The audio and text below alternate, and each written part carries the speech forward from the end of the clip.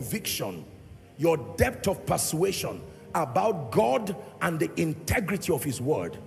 What is faith? The name given to the action of obedience you take in honor to the fact that you believe God.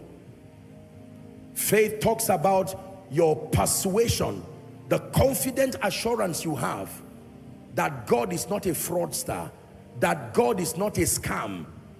Are we together? That I believe him enough and I'm persuaded. And then faith furthermore describes the action of obedience you take as proof that you believe him.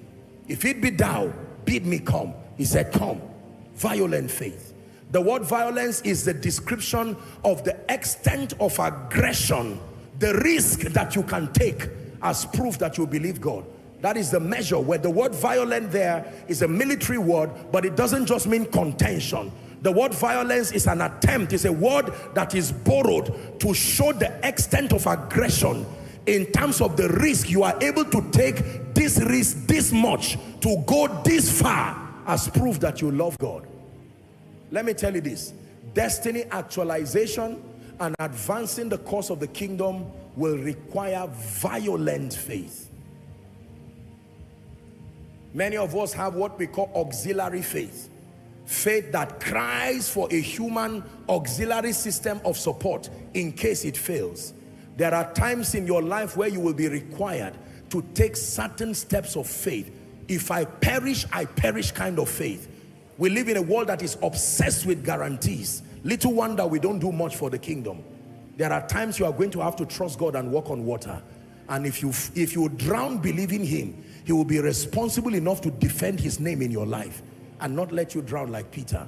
I pray for you the grace to grow through the study of the word to the measure of faith it takes to host the glory that your destiny and God's program committed to you demands.